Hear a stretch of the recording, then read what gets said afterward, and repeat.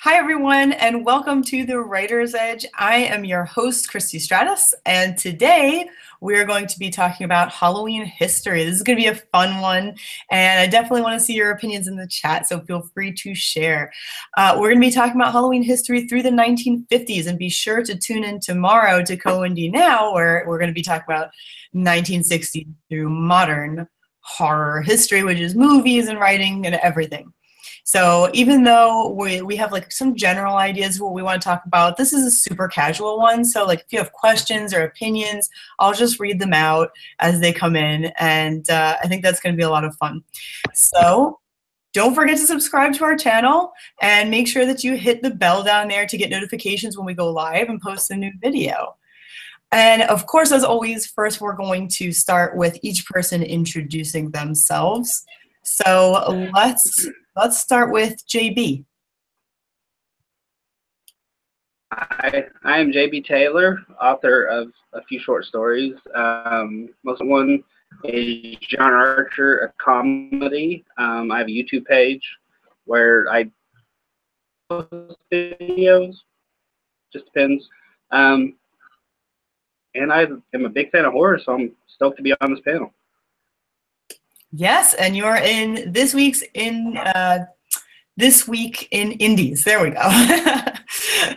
So definitely be sure to watch that on Facebook, and JB Taylor is in there with some opinions.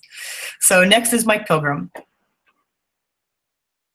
There we go. Hey guys, my name's Mike Pilgrim. I'm a person with no hair, and I'm into horror movies, and I do a bit of writing on the side, and I'm pretty much working on my perpetual project at this point with the slippery deadline. But yeah, you don't need to know about that. I'm just happy to be here talking horror, and let's get to it. Don't worry, I'm pushing him really hard. Gonna need all the push I can get. I've got a week off here, and I'm gonna be the midnight oil this week. Oh boy.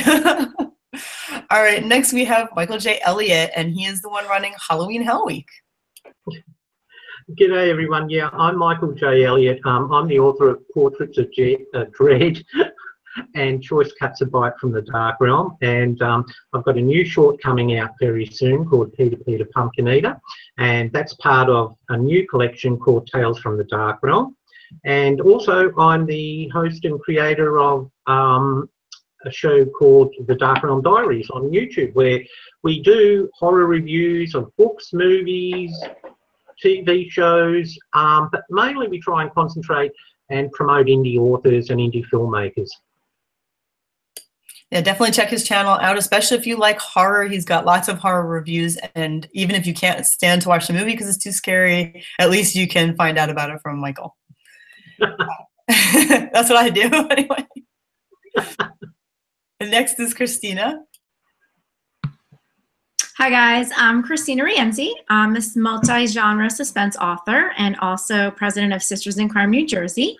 I am a huge horror fan, both book and movie, always have been, and I do write a little bit of horror, but I am just like major fan here. I had a book, a short story that came out in an anthology just this week, 30 Shades of Dead. It's an anthology celebrating Sisters in Crime's 30th year anniversary, as well as I'm working on finalizing my sci-fi thriller Among Us. And I'm really happy to be here. Thanks for inviting me. Perfect timing on all of that. That's awesome. Congratulations on all of that. And finally we have Joe. Hey everybody, Joe Compton. I run Co&D Now, which we will be taking the baton from the Writer's Edge and doing our second part of this discussion tomorrow. I'm real excited to be here. I love horror. Horror is awesome. I'm in fact taking the opportunity to do my first NaNoWriMo and write a horror, so I'm real excited about the conversations that we're going to have here tonight. And thank you for having me, Christy. Thank you for coming up with the idea of having these two back-to-back awesome panels and doing it through the years. I think this is going to be so much fun. So we're just going to start out with what your favorite classic horror movie and or book is. So let's just each say what we like the best. And this can be in any order, but I would like to hear from each of you because it's really going to be interesting.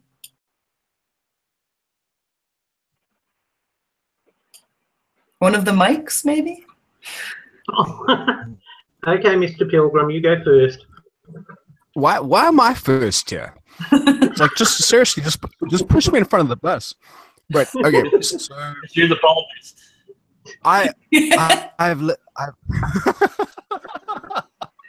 Well, I kind of spent the day just kind of trying to crib up on this a little bit, because specifically as far as classics and kind of 1900s to 1950s go, I come a little short. And out in my research, though, is apparently there were 5 versions of Jekyll and Hyde made in about a 20-year period from like 1908 to 1931. Yeah. There's my diversion onto books. As far as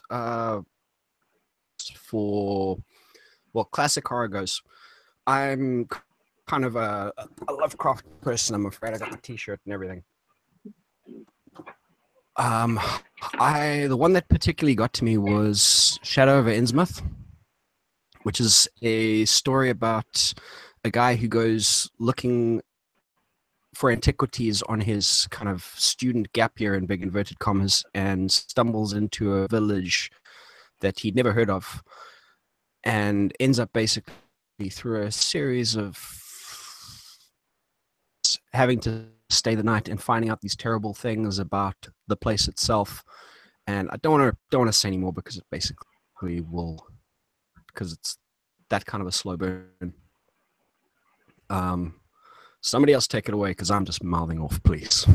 I was going to say Lovecraft. How could that not be the first thing you were going to say? I'm shocked. Okay. I was going to say, I was just kind of so stunned by this film focus. I've got a whole list. Went through all the kind of films and was looking for movies that I recognized, and boy, I got a lot more homework to do.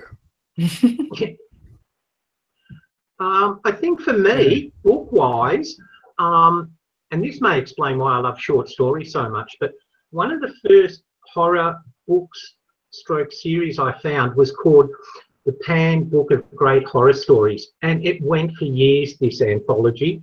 There were like volumes 60, 70, 80, and I remember spending a lot of my time hunting down these titles because they became rarer and rarer. And they were just great. They had some brilliant stories in them, really frightening. And you got to experience a lot of different takes on horror, and different writers, with different takes on sort of like one story maybe about a serial killer, another a ghost story, and so forth. And thinking about movies, Christy, I think my favourite movie comes just after the time frame we're talking about, because I think it may have been 60-something, and that was Whatever Happened to Baby Jane, because I remember watching that when I was much younger, and it terrified me, absolutely terrified me, because just that, before she did anything, Bette Davis in that makeup, I mean, if that didn't scare the pants off you, just seeing her drinking in that makeup, oh, yeah. So I think that was about 1963, 64, so yeah, I've just snuck it in there, Christy. Sorry. It's allowed. You can get away with it. Hey, if he gets a... Mike, if you're slipping that one in, I'm going with Creature of the Black Lagoon. I take back all that other crap I said. No, that fits in. That fits in, Mike, because that's 50s. That's 50s. Yeah. 54. Yeah. Perfect. I've got a post-it that says so. You've got your crib notes with you. I got to... I guess I'll jump in. I have 3 favorites from this time period that I think would make my top 50, top 100. White Zombie would be one, and then The Fly from the 1950s, and that was actually 1950. Vincent Price. terrifying movie, very awesome. And then M, which is a foreign film, and I think those are three films that I think if you're a film lover, just a film lover in general, you should be watching those films, especially M and The Fly. Those are two movies that have some importance when it comes to filmmaking. But as far as horror goes, those are three of my favorites from the time period that we're talking about. And then, you know, for books, I'm going to go really old school and say Dante's Inferno. You know, I think that probably was the first book that kind of gave an indication of the you know, the dark and the light. And I really think that's, you know, I know we're going to talk a lot about Poe and Lovecraft and Shelley here tonight. So those are all ones that I really would love to talk about too. But that one, and then I have a favorite horror film that we'll talk about tomorrow that actually inspired me to look up where the history of it came from, and it actually was a book that came out in the 1800s. It's called The Ring, and Robert Browning actually wrote the original concept with the book. And so if you guys have it, if you guys can find it somewhere, I'm sure it's in a public library. I'm not sure if you can get it on Amazon or not, but I found it in the library is where I found it. It's my local library. But that I have not read it. I just looked it up a few days ago, but I think that's going to be something. Have horror films from the modern day are taking away from the period, and you'll be surprised at how much of modern time part of the humble beginnings horror that. Let me ask you, Joe. When you mentioned M, was that the one with Peter Lorre? Yes. Okay. I've been wanting to see that. Okay, I'm going to jump in on the heels of Joe's great explanation of all the different horror movies and some I had forgotten all about. I would have to say from a story standpoint, it has to be Shirley Jackson. I love The Lottery and absolutely Haunting on Hill House. The two of my favorite stories and what got me into a love of both horror, suspense, and short stories. Short stories have always been my first love. So from a literature standpoint, those are it. From a movie standpoint, because I do love the visual piece as well, I would have to say early on, more of the monster type movies I can't get enough of. I mean, I'll watch them all year long. The Frankensteins, the Mummies, just clever and just really just fun horror. You know, just classic horror. But more 1950s, the one I would say that really kind of freaked me out and does to this day, and I think sparked my love of sci-fi. So a little bit more sci-fi than horror, but still horror, was War of the Worlds. That was 1953, I believe. And just definitely one of those things that to this day freaks me out. And, you know, it just, it's horror, it's sci-fi, it's a little bit of everything, but it's there's fear there, and that's what I love about it, is the fear. It's I was just going to say, it's funny, Joe mentioned that one of his favourite movies from the 50s was The Fly, and I just mentioned the you know, great horror stories anthologies, and Fly is based on a short story. I didn't know this at the time when I read it, which is called The Man with the White Head.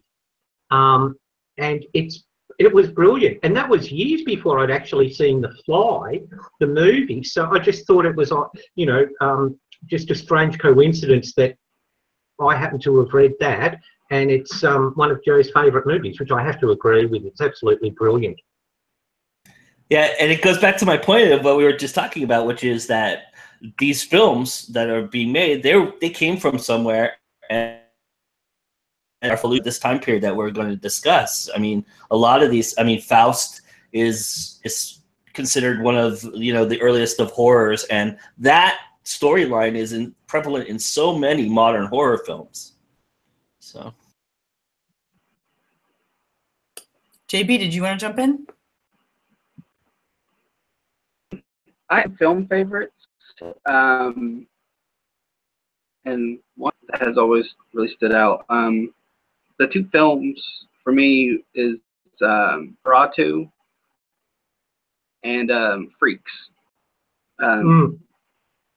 because it said so much without saying, and it was just so creepy and so beautifully shot.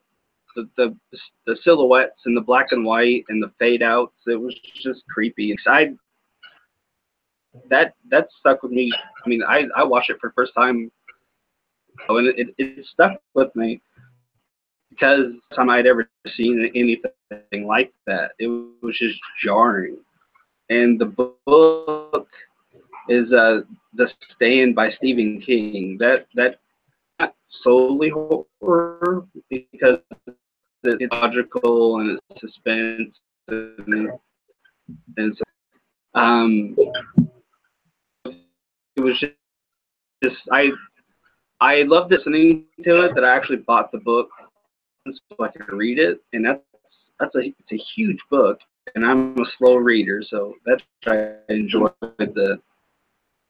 I'm willing to be 1,000 hours to read it, because that's how long it'll take. It's a really good story. You know. Yeah, actually, yeah, there's a couple people specifically here saying, or at least Travis is saying, Freaks is so good, and I saw a lot of people nodding their heads. I think we all agree about a lot of these movies in general. And Christina, you reminded me of The Lottery. I forgot about that one. That was definitely one of those shocking ones at the time that I read it. It's like, oh. Yeah, along the lines of the Hunger Games nowadays, right? Like that idea back then is pretty amazing. You know, to think how these ideas sort of regurgitate in some ways, but also are so classic and get to the basic heart of our fears.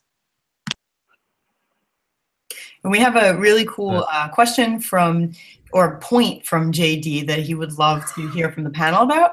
And he's saying fun horror, he's saying it's a good point to differentiate fun horror versus holy crap, I'm so scared horror. And which does the panel prefer? I actually like both. I like both, but it depends how much sleep I want to get on that specific night, or what kind of mood I'm in.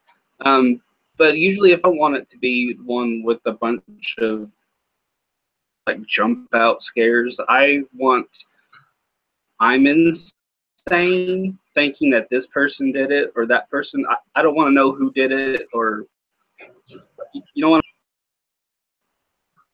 Psychological ones. Those are the ones I prefer. It doesn't have to be a slasher, but if it is, fine. Just as long as any cliches. I hate cliches. I'm trying to think and talk while my cat. So. The funny thing is, some movies from different eras have become funny unintentionally. Over, like you can sit and watch some of those early slasher films. You can watch some of those early creature films, and they were dead serious at the time.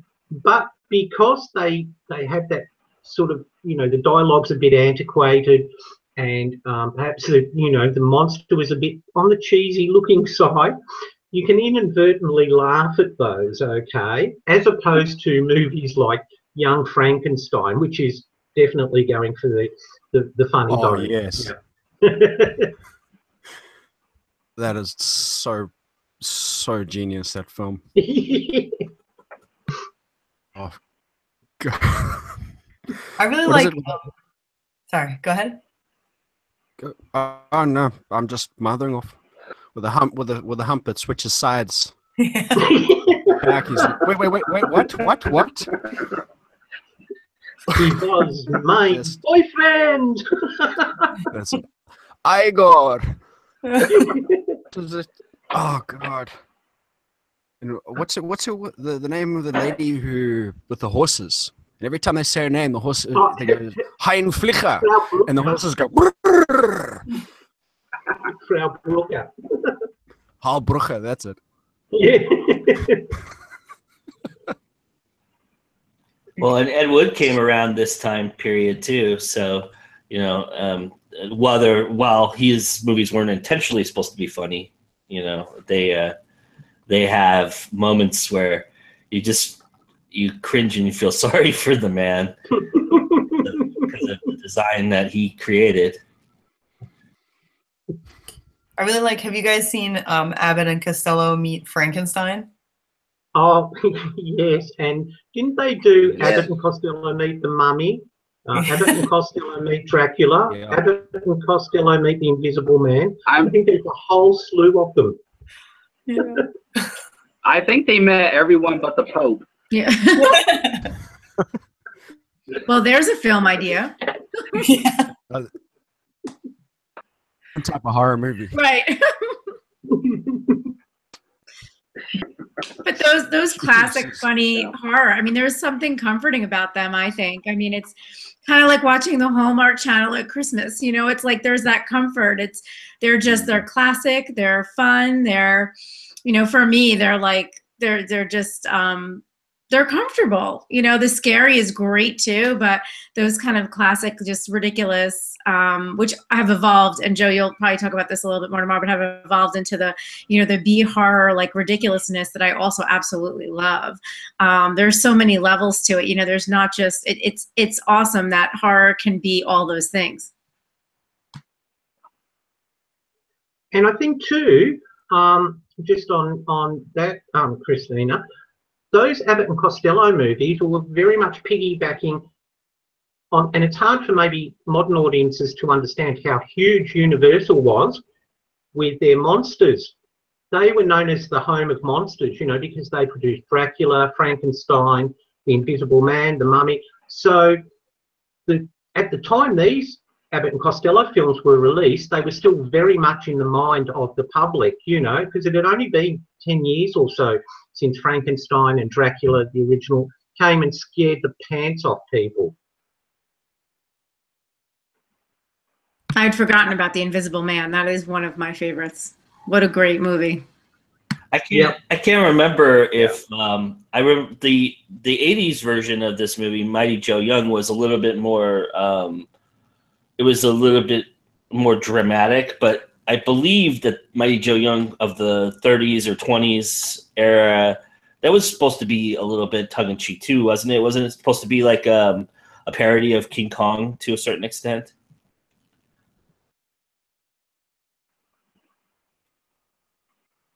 All I can think is that they had a real fascination with this gorilla story that I don't quite understand. I'm sure even at the time they were, kind of pre-Facebook posts and internet forums and stuff. There would have been guys sitting there writing in their journals. Just got back from the pictures. I'm sick of these goddamn gorilla movies. When will they make some more proper Dracula sequels?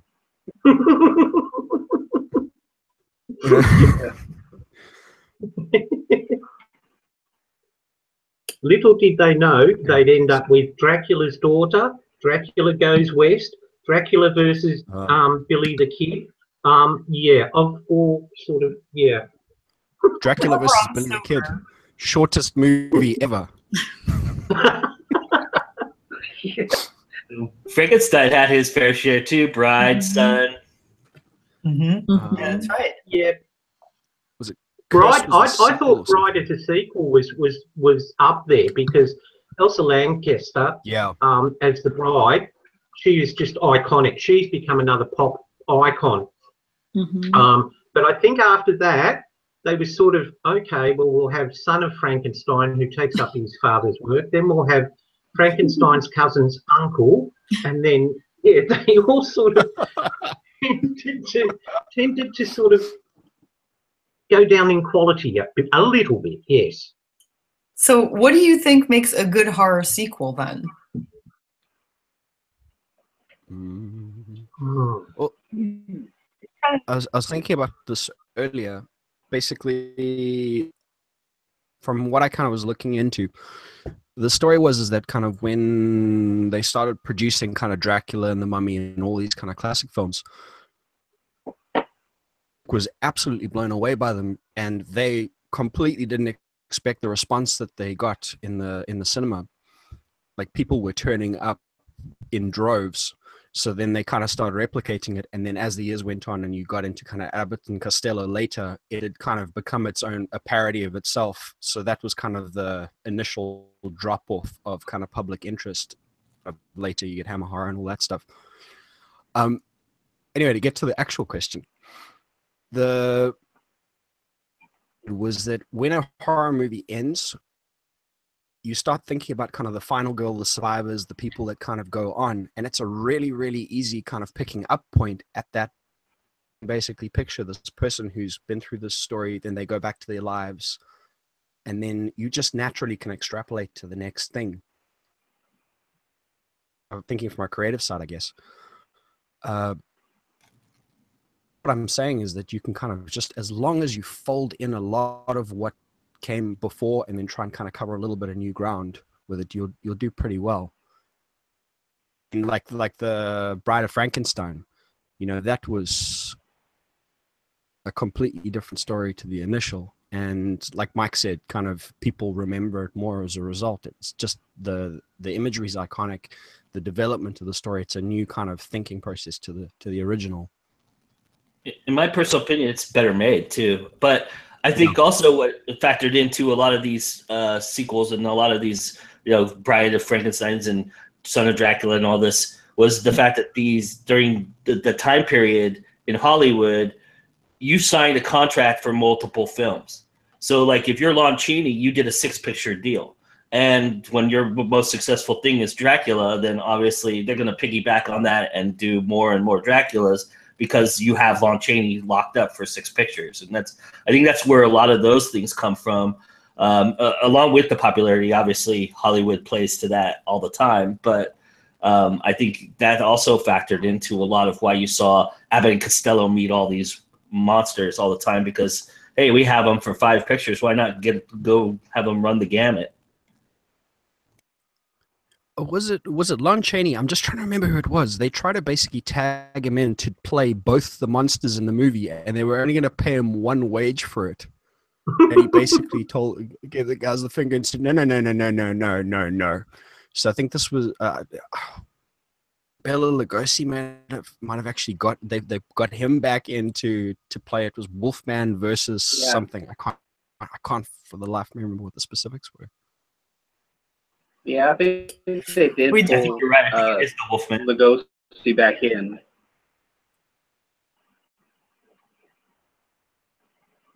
Yeah, poor Bela Lugosi. His final role was in Plan 9 from Outer Space, Ed Wood's film, and he actually died while filming it. And he was very sick at the time too. And so Ed Wood just replaced Bela Lugosi with someone with a cape across his face like that, so you never actually got to see Bela Lugosi anymore, you know. And Ed Wood being like, yeah, it's fine, it's good, go with that, you know.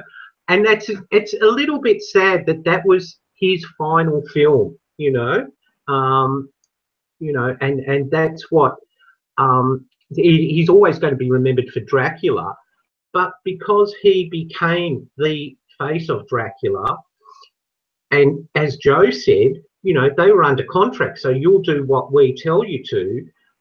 And even if the movie's poor, they've got no choice. And it's sad that Bela Lugosi got stuck with that, you know, in future roles.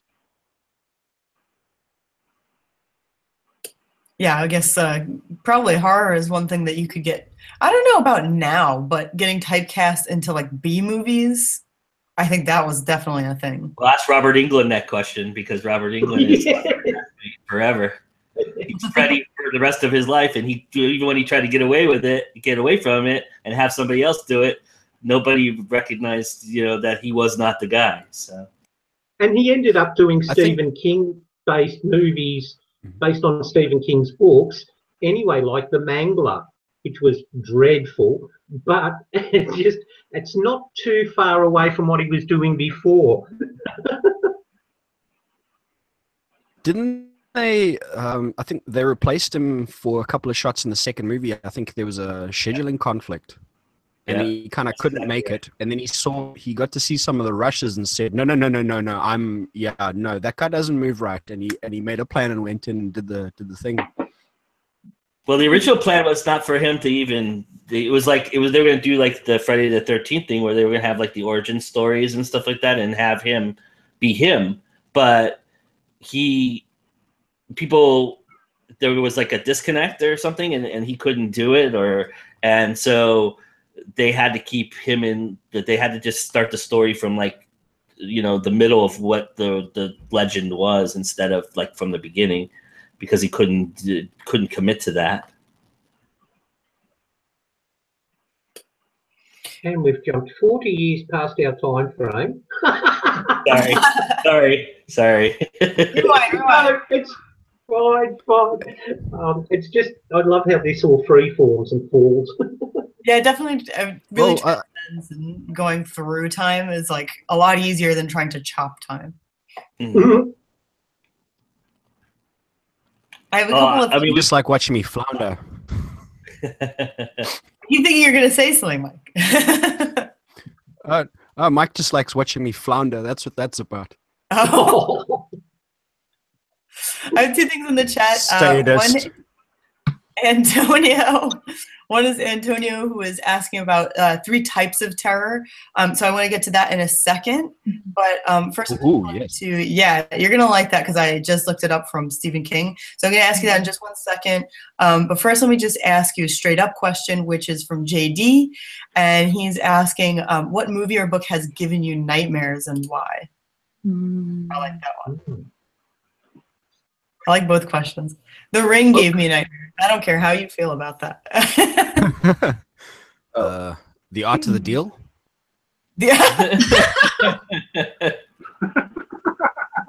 Statistics 101. No. That system going a bit. It did, but not horror of a different kind. Yeah. Actually, I had a hard time with Fantasia when I was very little. I saw it when I was very, very little. And apparently it traumatized me. And every time, like the dancing broom scene, I guess, I was like, I'm so small, I don't even remember all this. But my mom would tell me anytime that she would take me into the movie to try and watch this movie, I would start just wailing and crying at that moment. And I was freaked out by it. I don't know why.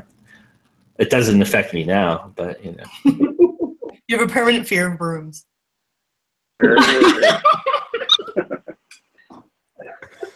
My wife would tell you that too. Right. It was that big thing on the hillside. I think it was Chernobog. That thing scared the snot out of me as a kid. Sweeping and all the little creatures dancing around. Oh. I can't. I'm trying to think of like what, because I loved this stuff as a kid. Like I was like crazy into being scared. I loved all the monsters and everything, but there were commercials. Like I remember Crazy Eddie. I don't know if you guys know who he is from like the East Coast. He scared the heck out of me. I couldn't watch that commercial. He would scream. And, that was scary. But I'm thinking of like a book I read when I was it had to be like middle school maybe. And it was by John Saul. I don't know if you guys have ever read him. And it was called Beloved. And it was about like a woman who died and her ghost came back to haunt them. That and the Dollhouse Murders, which were about like a dollhouse, and the dollhouse played out the murder that happened in the house. And it really was like, sort of like a young adult, although they didn't have that name for it back then, book. But, it's that when you read something, I think, especially when you're young, like to watch something for me is like truly, it didn't resonate with me as much as a kid, as when you read something and it's like in your head and you can't get rid of it, So I think definitely I was terrified a little bit more by those, although they weren't classic and by any means, they definitely were, they set that feeling like, oh, something's not right and this isn't normal. And that was more the supernatural horror piece. But something I love today, just, back then it was like that introduction to it as a kid is a little frightening. I could go the opposite direction and say, I know, and I don't know what this says about me, but the first time I ever read A Cast of Amontillado, I was like chuckling and laughing and smiling, and it said, this is an awesome story. This is the kind of, and then I read Telltale Heart, and I know we're going to get into Poe at some point here, so why don't we just jump right into it? But, you know, and then The Raven, and it all followed right after that, and that, I was like so enthralled. I said, this is the kind of thing that I want to write. You know, this is the kind of, if I ever write, this is what I'm going to try and do, because this stuff is amazing. I was so enthralled by it, and so I was just, and it led me into so many different doors, you know, Lovecraft. Then it led me to the creature features, you know, the Lon Chaney movies, all that. It was the gateway drug for me, Edgar Allan Poe. Yeah, Poe for sure. I absolutely love Poe. And I remember when I read him, and I felt that probably we read him too young, because we were reading the, it's slipping my mind, The Pendulum. What is it Pit called? and the Pendulum. That's the one. The Pit and the Pendulum. That's it. Yeah, thanks, guys. That's exactly the one. And I don't remember when we listened to it, but it was definitely in like elementary school at some point. It's like we were way too young, I think. And I was like fascinated, and I wanted to know what was going to happen next. And I definitely felt like I shouldn't be listening to it, and that probably made me want to listen to it more, because it was like an audiobook, and it was just like, oh, I want to hear what's actually going to happen. And the suspense is just so good, and oh man, I love that. And for me, that's more suspense than horror, although he is horror. But for me, it's more suspense, because like the things that scare me are more, you know, that type of something's wrong, like you were saying, Christina, something's wrong, but we may not know like what exactly it is, something's off. But yeah, Poe is definitely, I understand what you're saying, Joe, gateway drug. I think for me, it was only a story, and a short story, but it really, really impacted me. And it's actually been turned into countless variations, you know, and the theme, and that was The Monkey's Paw. Because that final part in the story where there's a knock on the door after they've wished their son was back, and obviously, you know, be careful what you wish for, and then it just fades away when they use this last wish to say, no, don't wish him alive. That, I could just picture that. I could just see that in my mind. I could see this dead son walking up to their front door, you know, hi mum, hi dad, whatever. And movie-wise, I think one of the movies that probably frightened the life out of me and had me worried about premature death, and that was The Premature Burial with Vincent Price.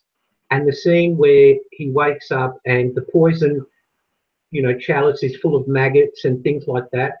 And honestly, I, after that, was absolutely petrified of being buried when I died. I thought, no. You know, whatever, no. And that was a film in the, I think it was 50s, maybe 40s. But yeah, those two things really impacted me. I actually have two videos in one story. I didn't read a lot as a child. I'd way into other stuff. But this probably make you laugh, but the Thriller video by Michael Jackson, shit out of me.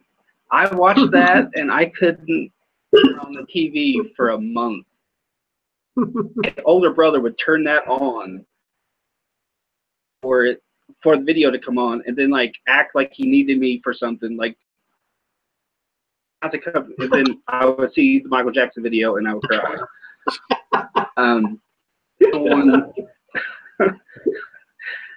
Siblings are so evil. The other one, brother was awesome, always torturing me. It's horror, but it would always scare me, and that was the film Pullman. That just, I remember the first time I watched it, I was in Germany, and was watching it, and I had like to calm me down. So like little old juries. And the book, it's nonfiction, but to me is that just that true horror, and it just hit hard.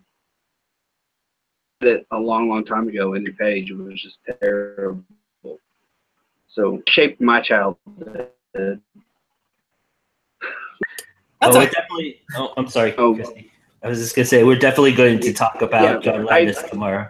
Mm-hmm. Yeah. I want to bring up something that Antonio referred to, and that is these 3 types of terror from Stephen King, and I think that we can definitely apply that to the 50s and before. Mm-hmm. And I actually personally had not heard this quote before. I'm not going to read the whole thing because it's a little bit long, but the types of terror are the gross out, which is like just any kind of gross thing, and I think that they had like some fair amount of that kind of stuff back then, because he's even mentioning like the sight of a severed head or something. And I think they had to be a little bit careful back like in the 1950s and before, you know, there was like the movie code and what could they show and what couldn't they. Mm-hmm. But anyway, the next one is the horror, which is the unnatural, spiders the size of bears. We see a lot of that. Mm-hmm. And the final one is the last and the worst, he says, terror, when you come home and notice that you know, everything has been taken away and replaced by an exact substitute. That's exactly what you're talking about, Christina, like when you can't actually tell what's wrong and you think you hear something but you can't see it. So that's, I'm really glad you brought that up, Antonio, because that's not something I had actually before. That's an interesting way to classify horror. Have you guys heard that before? Yeah. No, that's interesting. I did a blog post on it a couple of years ago when I was first kind of getting properly rolling with all this stuff. The one that was most interesting was what you said, Chris, is about the third one there with the terror, with everything. So you come home and everything you own has been replaced with an exact replica. And it's basically like it's specifically a world-shaking situation. It undermines your certainty of your universe, which I think is a really, really good way of putting it. Like you can kind of, your skin might crawl if there's a giant spider coming towards you, but that's kind of circumstantial. You can change things at that point. You know, you can run away, you can hide, you can fight back, you can whatever. But there is no way to defend against kind of uncertainty, you know, that the ground in front of you is not going to be solid the next time you put your foot down on it, or things like that. It's a really that is my favorite kind of horror. Yeah, it's a creeping feeling where you kind of it carries long after you kind of leave the cinema or you've put the book down. Just kind of wriggles around in the back. Sorry, Mike. I'm just trying to clarify this in my mind. Does this category also include those things that are like us but unlike us? You know, like those, you know.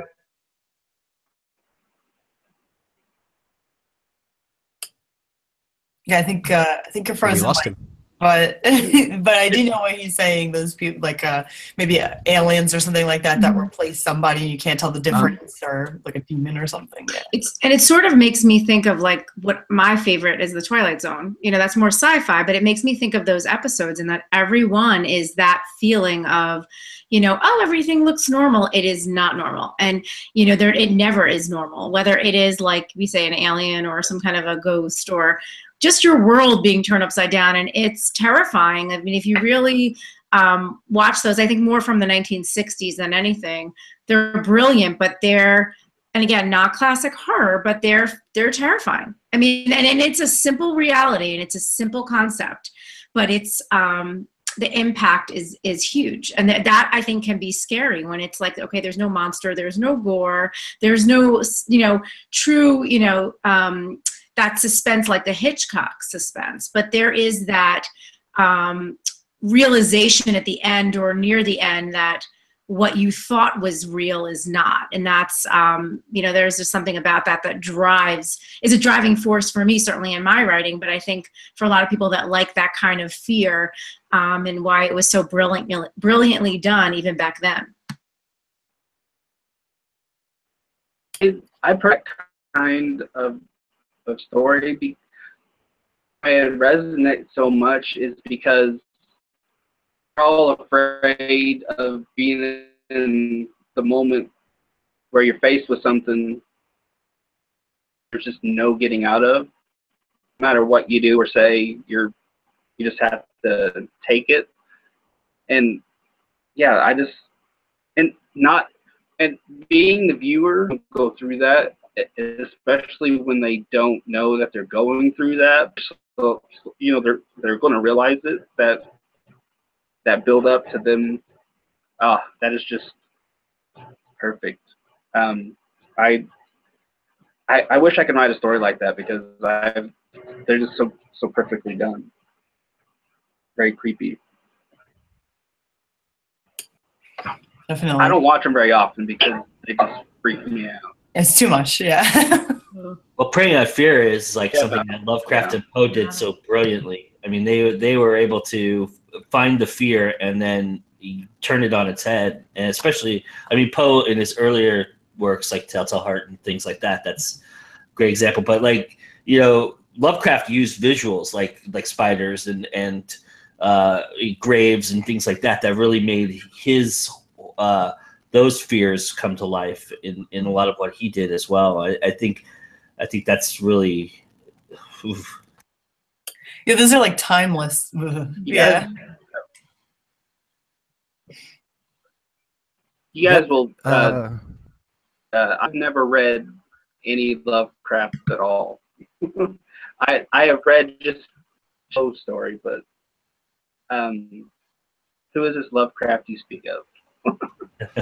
He's right up your alley, JB. He's right up your alley because you are him for the most part. He writes sci-fi, horror, comedy. He stretches a lot of genres, and he's one of those guys that likes to do multifaceted genres, especially sci-fi. He was really into sci-fi in his life. He loved sci-fi, but he really he made attempts at writing it. He was more his horror is probably the thing that he's most known for, though. But definitely Shadow of Smith if it's your first one, yeah.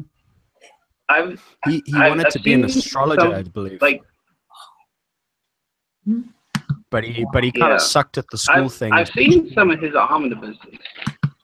Yeah. I'm not sure. I believe he was dyslexic, or he had some. He had some. I'm not sure. I could be wrong on that. But as far as the school thing goes, I think he had a learning disability. It was a combination between, I think it was kind of this high anxiety situation, and his mother kind of put him in a dress when he was a kid. So she had to do it for you. You cried horror after that. Yeah. Well, it worked out for me. So I don't know what he was moaning about. I think there was this the situation was he basically had this combination between he believed that he was kind of a ye olde day gentleman kind of thing because he basically grew up around adults. So he had his grandfather who apparently would give him library and all the other stuff, and he'd go down into the garden and do kind of sacrifices to the old gods and the fairies and all that other crazy stuff that would go with it. And I think as far as school goes, it was and he kind of couldn't get on with other kids, and his mother, and I think I want to say syphilis, but it wasn't syphilis. His dad kind of went nuts, and then his mother followed suit pretty soon after. So he basically spent the rest of his life, well, not the rest of his life, but a lot of his later life living with his two aunts in this weird kind of situation. So it was this, the paradox of it is that he wrote so many letters throughout his life. He had this kind of bigoted racist mentality, but wants to kind of go out and get out of it and meet people and all this other stuff. He had his whole kind of come out in his writing that the shapes of his universe were kind of changing from new perspectives. It's kind of crazy, but to get back to the kind of terror Lovecraft story, it's what he's the fundamentals of what he's really known for is cosmic horror, which is the idea for any kind of Rick and Morty people out there, it's nothing matters.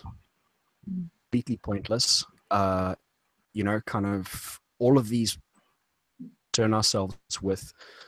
We worry about kind of bills and very kind of low level human things, but in actuality, we are so insignificant in the universe that these the great old ones, the gods, the whatever else it is that are so far removed from us, we are not even kind of the bacteria around the rim of their drains in terms of kind of what they think of us. We are so far below notice, and I think the basic crux of it is that just a blip in the timeline of Earth. So he wrote of kind of the past and the future of Earth, pre-humans, post-humans, as the years went on. Back home, the idea and what hangs over stories is that we are not important, and you get that in the wider scale of everything in the cosmic horror spectrum. So if they care about us, it's to eat us. If they don't care about us, straight, and that just hovers through his fiction, which is a really I love that about it. Drops mic. What's up? Oh, yeah, JB, you need to read it. There's so much good stuff in there. There really, really is. And it just wax rhapsodical on kind of just random Lovecraft BS for ages. So I'm going to keep quiet. But one thing that'll bring us back to what Joe really wants to talk about, which is Mr. Poe. Eve, that in Providence, there was a book in the library that Poe had basically defaced or signed or corrected, thing like that. And Lovecraft used to go down there and spend a lot of time looking at said kind of places where Poe used to hang out. So he had identified big time with him. He wasn't wearing the dress at the time, but he used to walk around in this kind of crazy rain slicker thing. You know, like that crazy guy walks up the street, he's got a cigarette and he's wrapped up and he's kind of talking to himself and all that kind of stuff. That was what Lovecraft was in the public forum.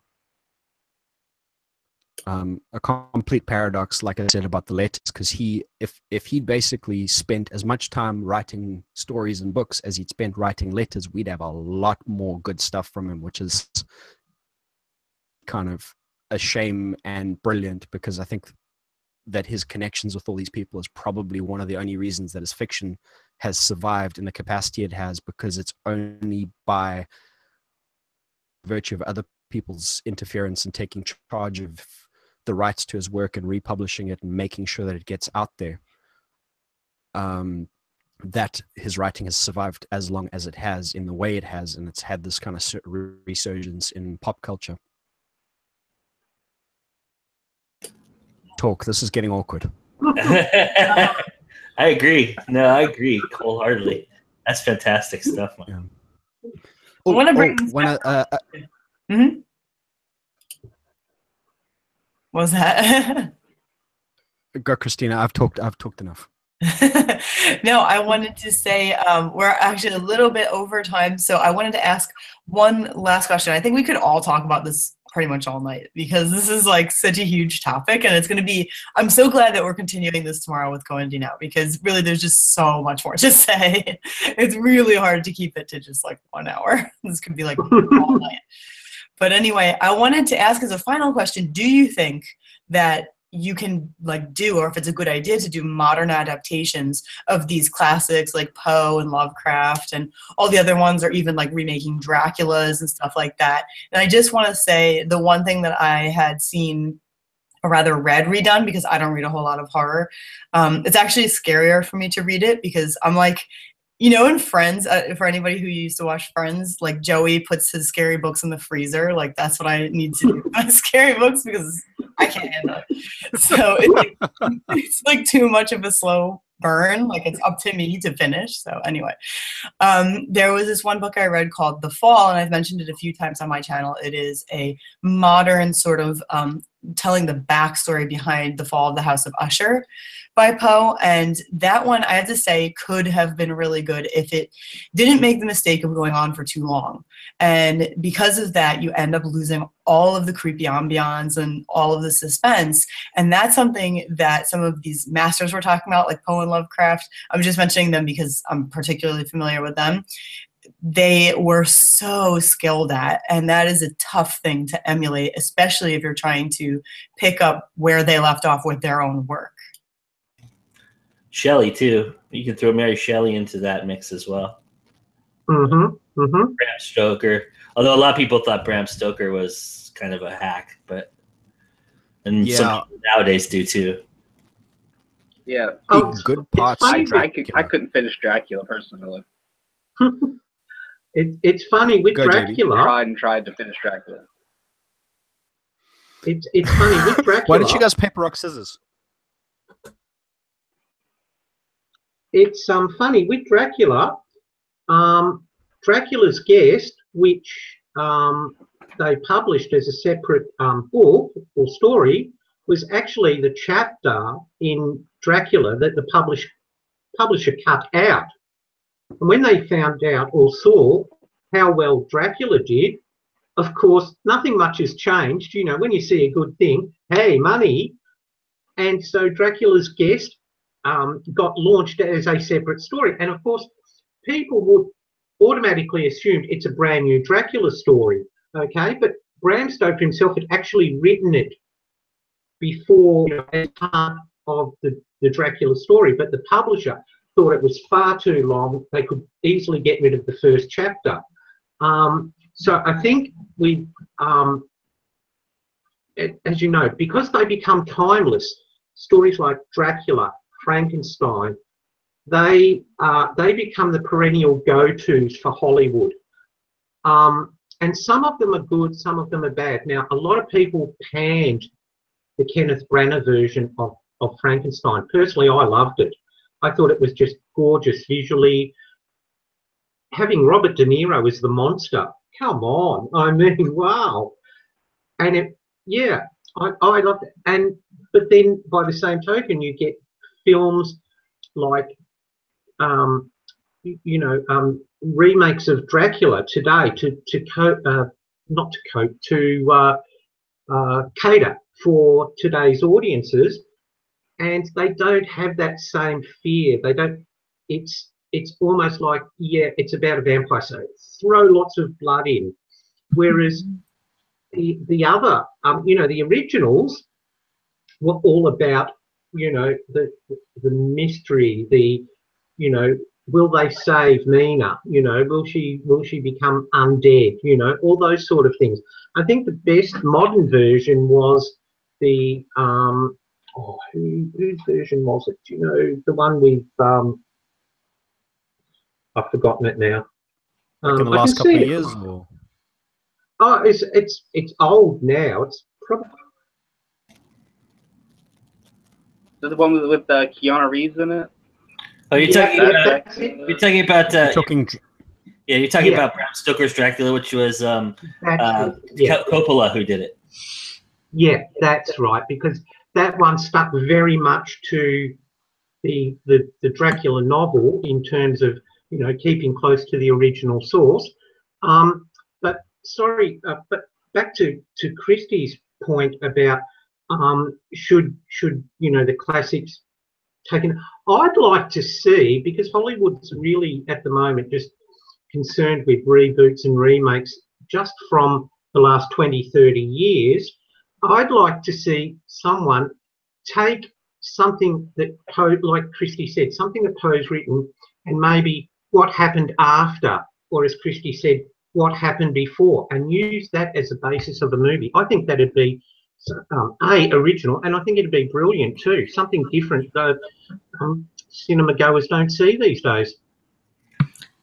So there's one. I don't know if you guys have written I'm getting tired here. Sorry. I don't know if you guys have read The Historian, because that is it's a gigantic book. It's very long, but it does get into what you were talking about, Michael, that kind of modern day historian who learns that she's related to Dracula, and she kind of she's opening up the world and discovering things, and it was all through old letters that she found, and it is pretty interesting. I mean, it was done very well. The book did really well, and it is a long read, but it's worth reading. But I think the right spin-off, done the right way, be it a prequel or a sequel to a story we already know, is a brilliant way to carry on the tradition and to bring it really to the modern day audience without harming the classic. Because I think we do run into that when we try to remake things. We have a tendency to do it because it worked, but we could, we don't. A lot of times, especially with a movie, it gets ruined a little bit with that. You take a little bit of that love of the story out of it. So yeah, I think a great spin-off could be worth it. There, just to Yep, but Bill. oh, sorry. Sorry, JB. Just to build on what Christina was saying, there, is that if you have and there's the brain freeze thing, kind of there's all this kind of classic stuff that was made, and it's iconic because it was the first, and it had been it wasn't done before, and then it was done, and then it becomes this kind of cornerstone of everything else. So you can remake things in the face. The classics it's a George R.R. Martin story. The guys will basically say, well, did you like the adaptation? They ruined your book. And he'll kind of lean over and say, and you look at his bookshelf and he said, no, it isn't. There it is. It's still exactly what it was before someone tried to do a half-assed adaptation of it or to change it in any way. But to get to the point of the question is basically, I don't know if anybody saw the recent Dracula Untold. If you haven't seen it, keep it that way. Honest to God, I stood up in this. I nearly walked out, and that takes a lot for me to walk out. Point, because I'm a little cheap. I've paid for the ticket. I'm going to sit there, come rain or shine. You've really got to do something bad for me to walk out. And as we're kind of getting up, as the credits were rolling, oh my God, that was amazing. And I nearly had to turn around to him and say, dude, what movie were you watching? I think to get to, and then JB, as long as you keep the core of what the feel of the thing is. I mean, kind of with Dracula, it's a love story with kind of a horror element kind of thrown in. There's this kind of it's the slow kind of creeping thing of this unknown, almost what's the word? It's like he's like a force of nature. It's that you can't fight it, and we are basically just scrambling to try and get out of the way and to manage around it. And I think that as long as you keep to that kind of core of it, then you can remake stuff, and reboots can be good. They can totally get it right. But as long as you're not just trying to remake what's been done before, because I think that's what's making everybody tired, because everyone's trying so hard to create a universe. And going back to the Dracula Untold thing, I haven't seen this recent Mummy movie, but apparently that is now their second bash at trying to start up this universal dark universe. So Dracula Untold was a monumental proportions. And then I think they scrapped that reboot, and then they decided, well, you know what, we'll bring in Dr. Jekyll and Mr. Hyde and Tom Cruise for some reason, because clearly, you hear monster movies, Tom Cruise, of course.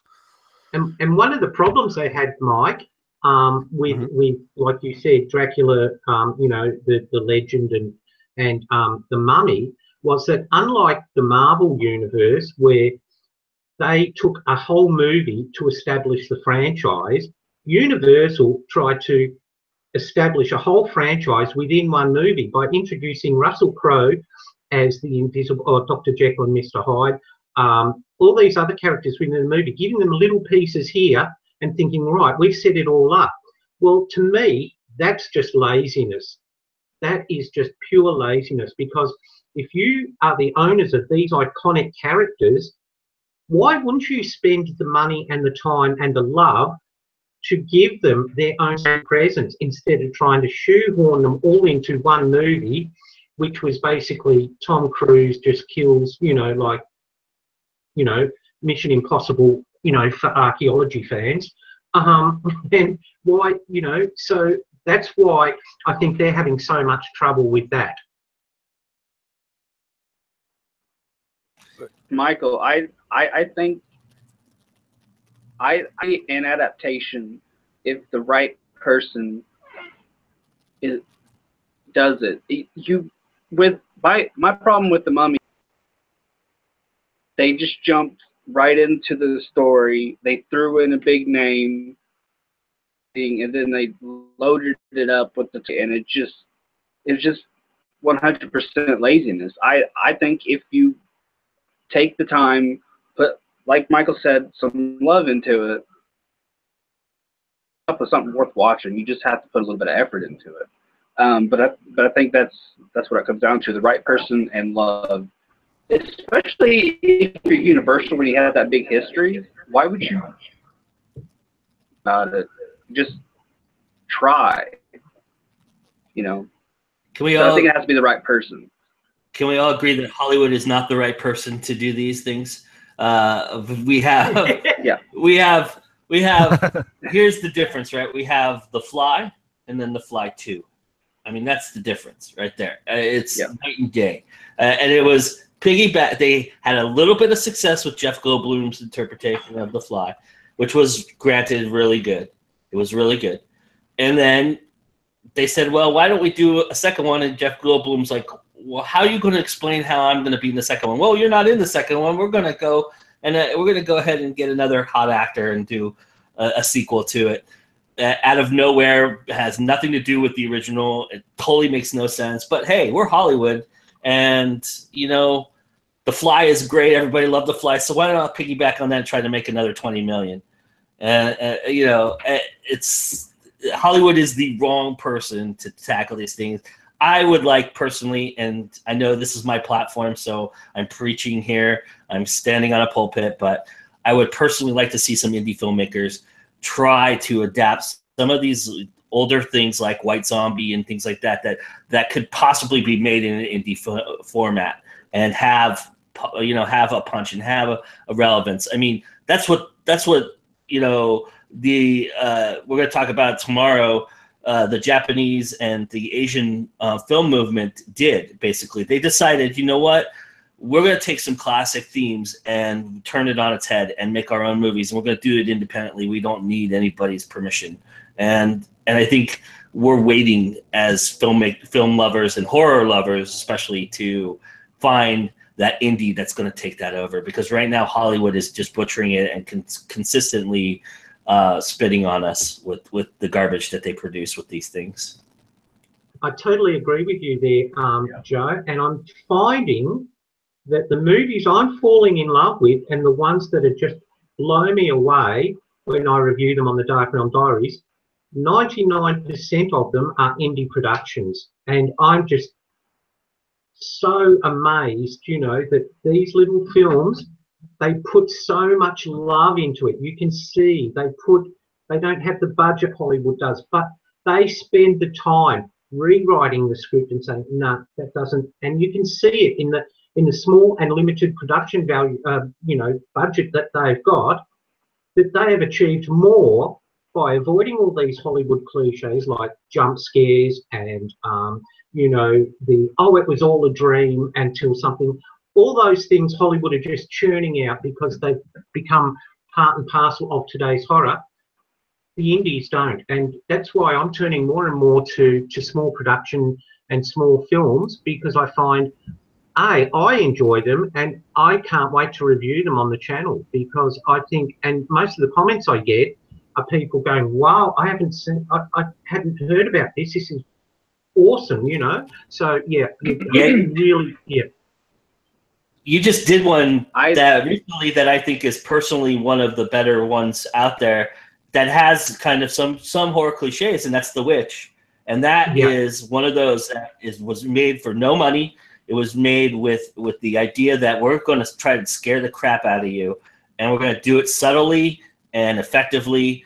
And you know, they do use like jump scares, and they use the haunting music and the panning in and panning out kind of cliches that you are associating horror with, but they use it to a manner in which they have their own voice. Yeah. That's the difference. I It's the I have to hardship. agree with Joe there.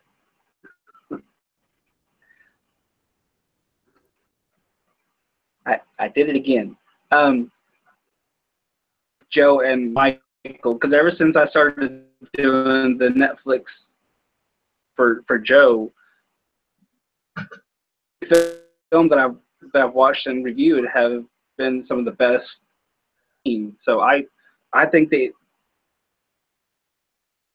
productions are the best people to a reboot of a horror film, because there is all that love and all that care that Michael was talking about. So yeah, I just wanted to say that I agree. Reviewing these Pick of the Week films have just been awesome. Each movie, I mean, I really just looked right past the indie category on Netflix. I didn't even open my eyes to it. It's just been fantastic. They are great at what they do. I think the thing with indies is that just by virtue of how the films have to be made, make basically the hardship that they've got on all sides, basically everything.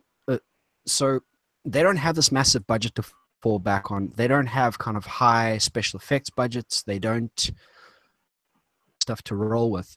So they have to get it right. They have to get scripts tight. They have to. It has to be a good story all on its own, in a way that kind of Hollywood can kind of shrug it off and go, "Well, we'll just put a CG monster. You know, no one will goddamn notice that this movie's crap."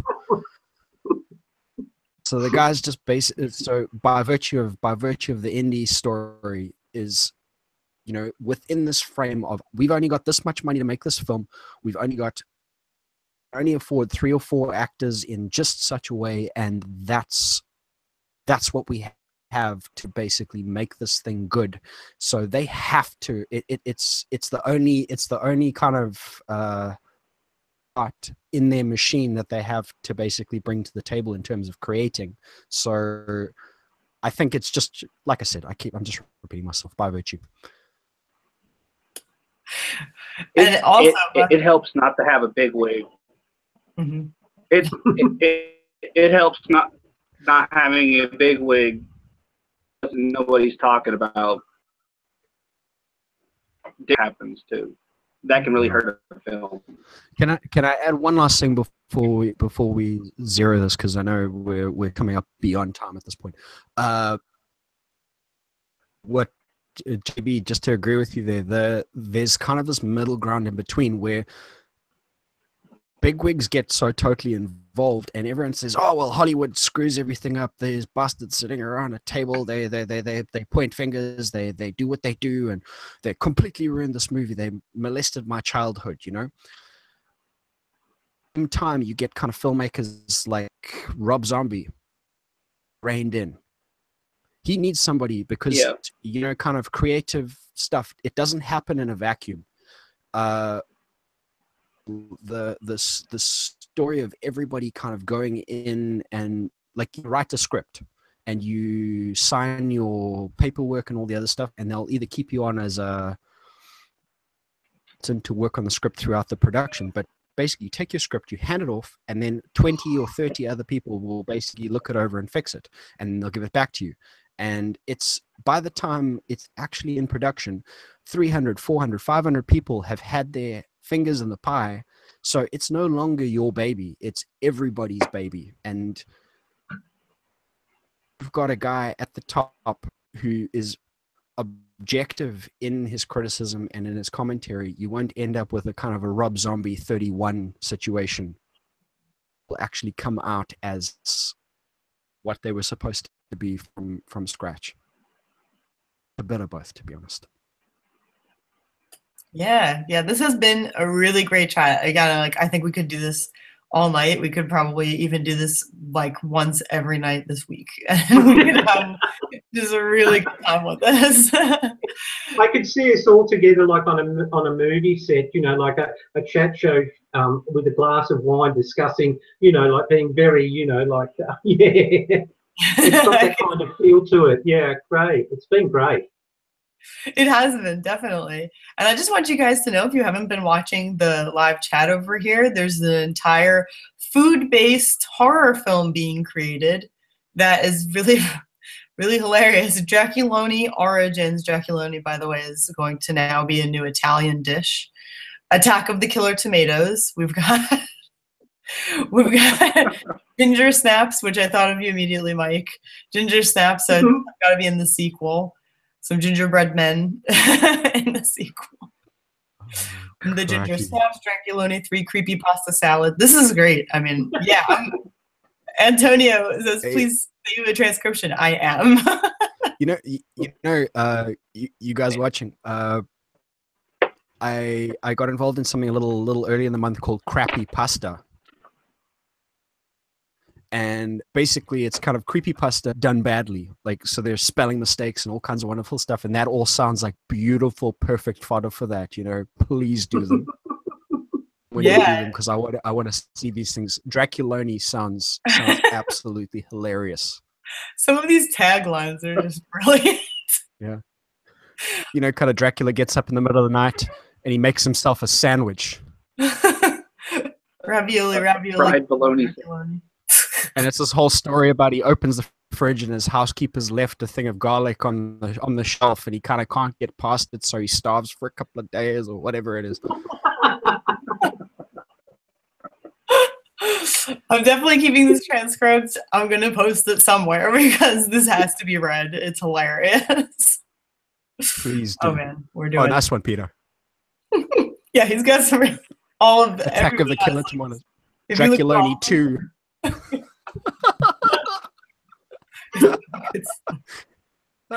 Pimp my coffin. I like it. Yeah. We can do it. Grand. All right, let's wrap this up. And like I said, I'm definitely going to post that somewhere. So thank you guys so much for coming. Thank you to everyone in the live chat. You guys have been so much fun tonight. You guys are always awesome. You have some great questions. And I'm just really getting a kick out of this chat. So thank you so much to our panelists. A lot of us, if not all of us, are going to be back tomorrow for Go and D Now, which Joe will tell you about in just a minute. So stay tuned for that. And each of us is going to tell you where you can find us. So let's get started with JB. You can find me on YouTube, Taylor Talks, and my works, my writings. I'm not the best at it, but I try. They are on Amazon, and that's about it, because I'm too lazy to put them elsewhere. Difficult. But yeah, Amazon and YouTube is where you can find me. Yeah, JB also wanders around Twitter, though, so you can find him there. On Twitter, there's a lot of political stuff on there, but if you ignore that, you might get a good joke every now and again. Yeah. Great. And on to Mike. Hey guys, my name is Mike Pilgrim. You can find me at mikepilgrim.com. That's mykpilgrim.com. You can tweet me at Mike Pilgrim. I've got a YouTube channel, which as of yet is nameless. So if you get me to the point, if you help me get to the past the 100 subscribers point, I'll actually have a goddamn name for my channel, which will be wonderful. So I thank you in advance. At the moment, I'm working on my opus, because it's not. My debut novel in my first kind of series called Pumpkin Guts, which is basically Goosebumps for grown-ups. So there's a lot of blood and swearing and misbehaving and all the stuff that kind of I like about horror. I don't know about you, but I hope you like it too. I'm pretty much everywhere you can find me on my site, and thank you very much for tuning in, guys. And Christy, Joe, Mike, Christina, JB, this has been fantastic, guys. Thank you so much. Thanks, Mike. And on to the other Mike, Michael J. Elliott. Hi, everyone. Thank you so much. I've had an absolute ball today. It's obviously close to my heart. Look, you can find me at my YouTube channel, which is called The Dark Realm Diaries. You can also find me at Facebook, where you'll find my author page, where you can say hello to me, catch up on my posts, and my books and shorts are also there to buy. You can also find me at Twitter. I'm at The Writer Bloke. That's my hashtag name thingy. My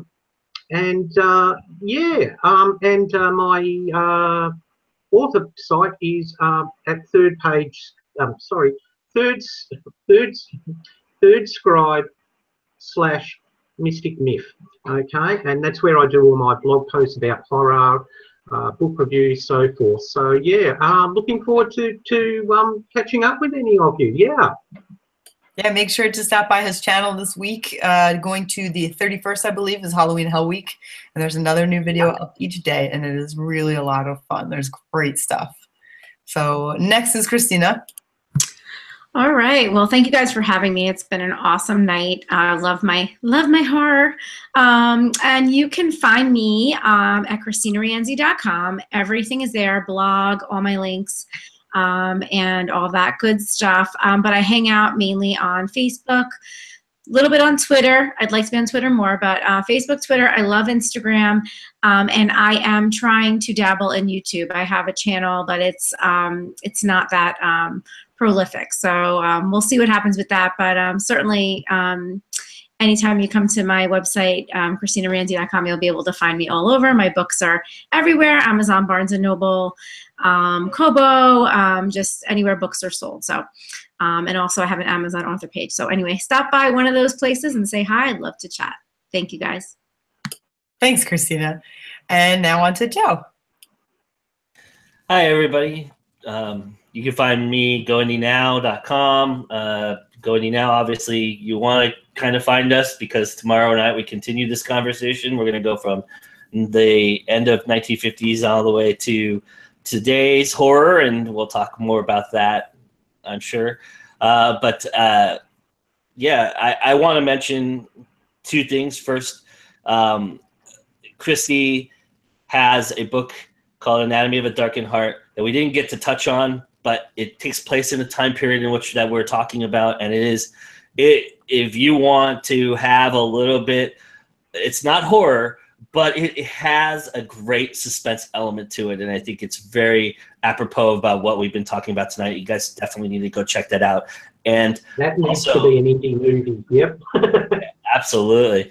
And the gentleman that just Mr. Elliott has probably my favorite ode to Poe in that Mr. Westcott's Christmas, excuse me. I think that is one of the best short stories I've ever read of our modern time. I definitely think you need to check both of those out if you haven't already. And also, I'm just going to say one thing about indies making horror movies, and that is Rubber. If you don't know what that is, I can't remember I'll find it tonight and tell everybody about it tomorrow, but one of our episodes in which Jason Greensides does our movie reviews reviewed a horror movie from New Zealand called Rubber, and yes, it is about a killer tire.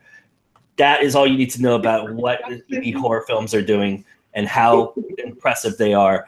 And I'll if you come by tomorrow night and be a part of this, I'll have that answer for you, which episode that appeared in, so you guys can all check that out.